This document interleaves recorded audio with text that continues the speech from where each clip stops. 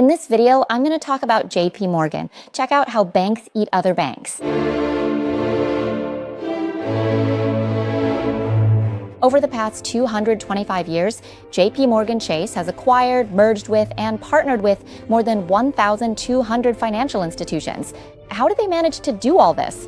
It's because they come from two main lineages. The first is the Morgan family, known as the financial emperors of the United States. They're considered the origin of the Fed, or the U.S. central bank, and there are all sorts of fun conspiracy theories about them. The other side of this story comes from the Manhattan Company. The two original owners of the Manhattan Company were incredibly influential. One of them eventually became the Vice President of the United States, and the other was actually the very first Secretary of the Treasury, Alexander Hamilton. In this video today, I'm going to tell you the full story of how this family rose to the very top of the world's financial pyramid, the intense struggles they went through, and the many dark conspiracy theories surrounding them. What are the major things that have truly shaped the complex financial world as we know it today? You can support the Thai Money Monster channel in researching and digging deep into this JP Morgan Chase series by scanning this QR code. But if you're not able to support us, just watching this video to the end is enough to make me happy. If you're ready, let's dive into the murky, gray world of finance in this video. In today's world, whenever a crisis happens, there's always someone who gets an opportunity. You've heard this saying before, right? For those who are rich enough. And as I mentioned earlier, JP Morgan Chase is the bank that has acquired more banks than anyone else in the world. So let's start with which banks JP Morgan Chase has recently swallowed up. Starting with last year, in 2023, JP Morgan Chase paid to acquire a bank called First Republic Bank for just $10.6 billion. At that time, the FDIC couldn't bail them out, right? JP Morgan Chase was brought in to help buy it out. But did you know that the FDIC had valued First Republic Bank at as much as $229 billion? Yet JP Morgan bought it for just over $10 billion. That's what you call a fire sale price, really rock bottom, because First Republic Bank had collapsed. Next, in 2008, after the massive subprime mortgage crisis from the US spread everywhere, JP Morgan Chase also swooped in to buy a bank called Washington Mutual Bank, which the FDIC couldn't bail out anymore. That one was bought for just $1.9 billion, even though Washington Mutual Bank had deposits worth as much as $900 billion. Even though, at that moment, they might not have had the money to pay back all those deposits, JP Morgan was able to buy it for just over $1 billion because Washington Mutual Bank had collapsed. And in that same year, JP was also able to buy Bear Stearns, which was one of the biggest financial institutions on Wall Street. But it went under because it got hit by the toxic subprime mortgage crisis during the hamburger crisis. The FDIC basically forced Bear Stearns to choose between two options: either go bankrupt and disappear completely, or let JP Morgan step in and bail them out. But honestly, there really wasn't much of a choice, because if Bear Stearns had chosen to go under, it would have caused chaos. It would have had a massive ripple effect. So in the end, they had to let JP Morgan buy them out. JP Morgan ended up buying Bear Stearns for just $1.4 billion. Basically, they got Bear Stearns for next to nothing. And with that, they also got Bear Stearns' luxurious headquarters building right in the middle of Manhattan. But what probably stings even more is that CNBC later reported that 10 years after JP Morgan Chase acquired Bear Stearns, they were able to make over $1 billion in profit from these assets. This really paints a clear picture. When the world faces a crisis, when the financial system collapses, it basically turns into a fire sale, a massive clearance event for those who are rich enough, powerful enough, and have enough resources to rise above the financial turmoil that everyone else has to suffer through. Still, the fact that JP Morgan Chase was able to merge with or acquire more banks and financial institutions than anyone else, over 1,200 institutions over 225 years, shows it's not just about swooping in on failures. There have also been plenty of cases where they've negotiated and made deals in a more collaborative way. But at this point, what I want to say is that the reason JP Morgan has been able to merge with so many financial institutions is because the Morgan family is considered one of the financial dynasties, almost like financial royalty. If people say that in Europe there's the Rothschild family, then in America it has to be the Morgans. The Morgan family, or the Morgan dynasty, settled in the United States back when it was still a British colony. You could say they were one of the very first families. The patriarch was named Joseph Morgan III. He started out in the banking and insurance business. But in the beginning, even though it was a bank, it wasn't big yet. You could call it a local business, just a small local operation. Then he had a son named Junior Spencer Morgan, or J.S. Morgan as he was known. He expanded the business across state lines and even took it international, expanding into Europe. That's how J.S. Morgan Bank came to be. At that time, J.S. Morgan became one of the most well-known banks in both Europe and the United States. But during J.S. Morgan's era, it wasn't quite as grand as it would become.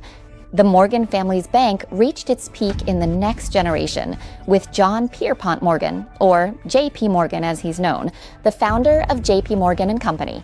But for the Morgan family's bank to really take off, there had to be a turning point, a moment when they could make an enormous amount of money. The event that allowed J.S. Morgan to suddenly become extremely wealthy was the American Civil War, which was fought between the North, representing the U.S. government, and the South, which was the group of rebels trying to break away. Morgan invested in war bonds, which are bonds issued specifically to support the war effort. Making money from war bonds was actually pretty simple. You just had to choose which side's bonds to buy. If you picked the winning side, you'd make a fortune. Now, Morgan didn't start buying up war bonds right at the beginning of the war. He did buy some, but he didn't go all in from the start. He waited to buy more later on. He actually bought them after the war ended. That's because J.P. Morgan had access to insider information. He received news of the Southern rebels' defeat, the ones trying to secede, in July 1863 via telegraph, before the London market even knew about it. So he went ahead and bought up a ton of Northern bonds while the prices were still low, since nobody else knew yet who was going to win. And as soon as the news spread that the North had won, J.S. Morgan made a killing. Then, when his descendants took over the business, they changed the name from J.S. Morgan to J.P. Morgan in 1895. And what J.P. Morgan intended to do wasn't just about banking, but he felt that he needed to become the central power in the country's industrial sector as well.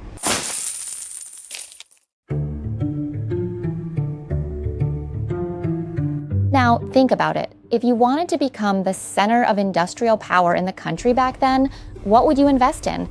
You'd probably think of infrastructure, right? Or maybe investing in railroads or utilities like water and electricity. Those would probably make you rich too. But JP Morgan didn't do that. He didn't invest in those things. Instead, he chose to buy up all the railroads. He made them his own. And once he owned all the railroads, he set the tolls and became the monopoly over the entire rail network. That meant every single industry at the time, everyone, had to rely on the railroads to do business, to run their industries, and so on. JP Morgan, once again, you could say he became insanely rich. And this is an illustration from the New York Times back then, analyzing the situation. You can see that JP Morgan, this circle here, right in the center, shows how he influenced every single industry in the United States. That's why, at that time, it became one of the most powerful banks in the 1900s. Now, on another track, there's a story from the official website of JP Morgan Chase. It's about a company that used to be called the Manhattan Company.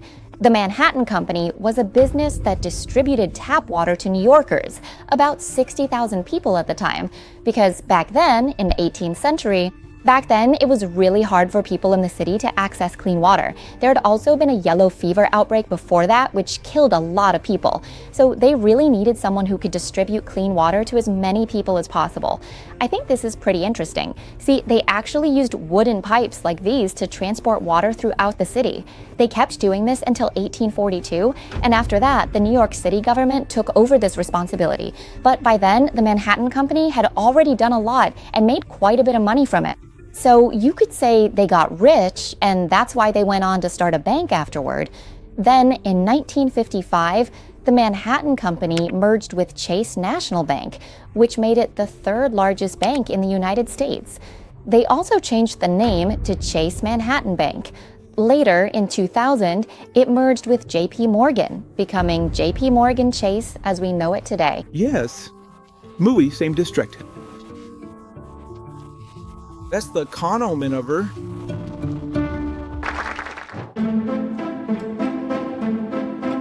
Oh, and there's another investment story about the Morgan family that I think is really interesting and worth mentioning. It's actually part of a conspiracy theory. So JP Morgan wanted to become the center of the country's industry, right? That's why he bought International Mercantile Marine, or IMM, hoping to monopolize transatlantic shipping. And one of IMM's subsidiaries was the White Star Line. The White Star Line owned the Titanic. When the Titanic was finished, wow, it was incredibly luxurious and grand. At that time, it was the most magnificent cruise ship in history. JP Morgan had already bought shares, right? So he reserved the most luxurious suite right by the deck on the Titanic, just to enjoy himself. He was also scheduled to join the Titanic on its maiden voyage, on the very same trip that Rose and Jack were on. But JP Morgan ditched his ticket. He made plans but didn't show up, didn't board the ship. According to this conspiracy theory, JP Morgan already knew the Titanic was going to sink, so he chose not to get on. This was supposedly part of a plan to eliminate his rivals who opposed the establishment of the Federal Reserve, or the Central Bank of the United States. On that day, according to this theory, it's said that some of the richest people in the world chose to board the Titanic, like John Jacob Astor IV, Benjamin Guggenheim, and Isidor Straus. These people were wealthy financiers who were said to oppose the creation of the Federal Reserve, the central bank of the United States. Just for this Titanic part, listen for fun, okay? Because it's a conspiracy theory that's been passed down and retold over time. So what does JP Morgan have to do with the founding of the Federal Reserve Bank of the United States? And why are there stories claiming he was involved in the sinking of the Titanic, which supposedly led to Jack Dawson's death in the disaster? Well, during the major economic crisis in the United States in 1907, the big banks in New York were on the verge of collapse, but there was no mechanism in place to help them until JP stepped in to set up a system to provide assistance. JP Morgan invited investors, government officials, and major stakeholders to his mansion to discuss and urge everyone to pool funds into the system. This collective effort ensured that the banks had enough money to keep the economy afloat. Once the investors calmed down, they went on to create a central banking system to maintain liquidity in the economy. Now, the U.S. Central Bank has explicitly and clearly stated that it doesn't belong to anyone. Absolutely no one owns it. The decisions made by the central bank are ultimately subject to the oversight of Congress. But people still can't stop wondering, isn't JP Morgan actually the owner of the Federal Reserve's New York branch? Because if we are being completely honest about it, the other Fed branches, according to the Federal Reserve Act of 1913, they're actually owned collectively by member banks who come together to help manage and operate them. But the New York Fed has a different way of holding shares compared to the others, in that the shares aren't really spread out. The major shareholder of the Federal Reserve of New York is Citibank, which holds a total of 87.9 billion $1 shares, or 42.8%. Meanwhile, JP Morgan holds 60.6 billion $1 shares, or 29.5%.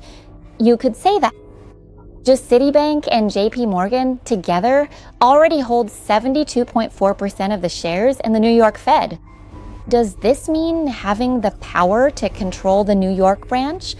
And why is it such a big deal if someone controls the New York Fed?